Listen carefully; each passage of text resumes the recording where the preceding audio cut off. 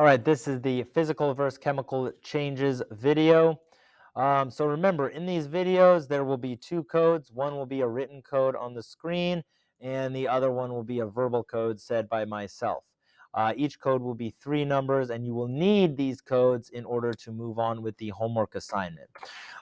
So just remember, look what's on the screen. There's going to be plenty of information, but write what's in green. That'll help you give a good little summary and bulleted list of these topics. So right now, I'll go ahead and give you the written code. It's up right there on the screen. I would recommend you write this down somewhere or enter it. All right, so let's look at physical changes. So a physical change is a change that results in the same substance but with a different form. So here are some questions to ask if it is a physical change. Did it only change shape or size? Did it only make a mixture? Did it only change the state of matter? Can it easily be reversed? Is it still the same substance? If you can say yes to any of these, it is a physical change. Now, an example of physical change would be making orange juice. Now, if we look at those questions, if you look at that last one, that last question, is it still the same substance? Every physical change will be able to answer that question, yes. It's always going to be the same substance. We are not making something new. So if we look at some of these examples over here, right? So if we look at these questions and do this, so like chopping wood, that's a really good one, right? Chopping wood, well, it's still the same substance. It's still going to be the same wood. We just changed the shape and size. Now it's not easily reversed. It's not the state of change the state of matter. We didn't make a mixture. But what this does though is like you only have to be able to answer like one of these questions with a yes in order for it to be a physical change. So let's look at melting ice. So melting ice, well, it's still the same substance. It's still H2O. It's just in a different state of matter. So yeah, did it only change state of matter? Yes. So that is going to be a physical change. Also, I would say it could easily be reversed. Because if you have a bunch of water, well, how can you get it back to ice? You just put it in the freezer. Let's look at that, the one down at the bottom, shredding paper. Well, you only change the shape of that paper. It's still the same paper. So that last question, is it still the same substance? Yes, it's still that paper. Now, it can't really be easily reversed. It didn't change the state of matter. We didn't make a mixture, but yeah, it's still the same substance because it only changed the shape or size. And that last example, mixing gray and green marbles. Well, it's still the same substance, and it's actually easily reversed. You can just pick those marbles out. It did not change state of matter, but we just made a mixture. That's all we did. We just mixed things together. They did not react with each other. So these are good examples. And one of the other examples down, like the making the orange juice. Well, if you make an orange juice, it's still the same substance. It's still that part of the orange. It didn't create something new. So now let's get to this question. Our big question for today was, what is a chemical change? So a chemical change is a change that results in a different substance with different properties. So there are 5 signs of a chemical change: color change, precipitate, gas, odor, release of energy as light. So precipitate is the solid that forms from a solution during a chemical reaction. So here are the questions to ask if it is a chemical change. Well, did it change color? Right? That's a big it's a big giveaway. Did it change color? Did it produce a gas? So can you smell something new? Is there a new precipitate?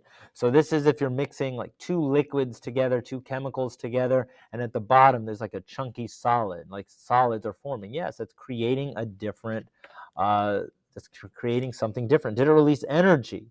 Right, so this is a big giveaway as like light, like heat, sound. Like if you hear a fizzing, that's usually the sign of a chemical change.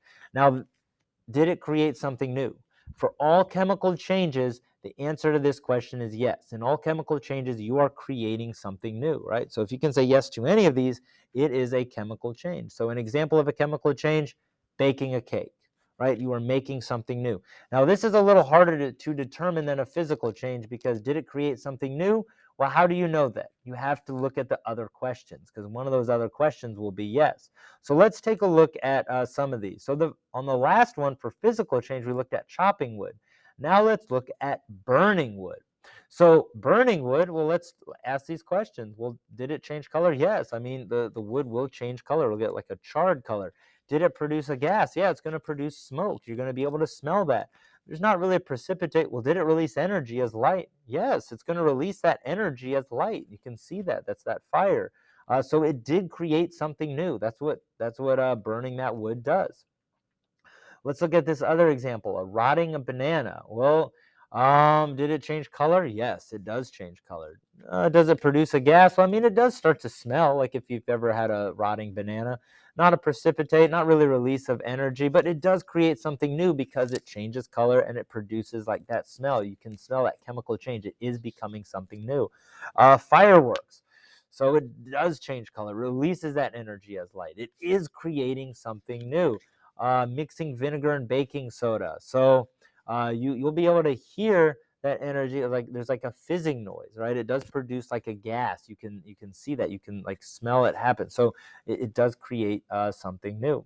So baking a cake, really anything that you do with the oven or the stove, what that's doing is that's making something new. Those are chemical changes. All right. So here are some of those example problems of how to use those, sort of like we went over, but here's a little more, right? So cutting paper, it's a physical change because it's still the same substance. The only thing we did was we changed the shape or the size. Burning toast, that's a chemical change. It does change color. It produces a gas, a smell. It does create something new. Melting ice. So it's still the same substance. It's a physical change. It only changed state of matter. Dissolving salt in water. So you mix salt and water. Well, this one, it's not creating something new. It's still the same substance. Now, all it did was it made a mixture. It's still salt and water. It's just mixed together. That is a physical change. Metal rusting. So this one's tricky. So if we look at chemical change, did it change color? Yes. If metal rust, it changes color. Because did it create something new? Yes, it is creating something new. It's reacting to the oxygen in the atmosphere to create something new. It is a chemical change. This last one is tricky. Adding food coloring to water. So right off the bat, you'd probably say, well, did it change color? You'd go, yes, it changed color. It must be a chemical change. Well, just keep in mind that food coloring started out as red. So if you put that red food coloring in the water, well, it's not creating something new. The only thing that's happening is you're making a mixture. This is a physical change. So that one's a tricky one. Now that brings us to what is the carbon sugar snake? So in order to answer this question, we did the physical versus chemical changes class activity. So if you watch that video, part of it is looking at this carbon snake and saying, okay, well, I have to mix baking soda and sugar together to make like at first, right? Is that a chemical or a physical change?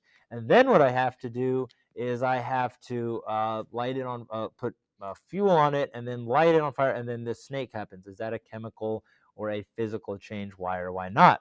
So go ahead at this time. I'll go ahead and give you that verbal code. The verbal code is 586. I say that again. The verbal code is 586. The next question was, why was the pigment Prussian blue so important? So you can see Starry Night there by Vincent van Gogh has a lot of blue in it. Well, that he used the pigment Prussian blue. And in order to do that, what we did was we did the Prussian blue paint lab. So in this lab, we actually made this pigment. So the first thing we did was we mix the like two chemicals together. We make a solution, right? So we take the iron sulfate, we mix it with water, then we take the potassium ferricyanide, mix that with water, and we're going to have two solutions. Those two chemicals are dissolved in two different ones, and then you pour them together and you make that Prussian blue paint, that pigment. So that like in that you got to decide, well, which of those as a physical change, which of those is going to be the chemical change. So once again, there is just too much unknown in the universe to take a break from learning. Get out there and question everything.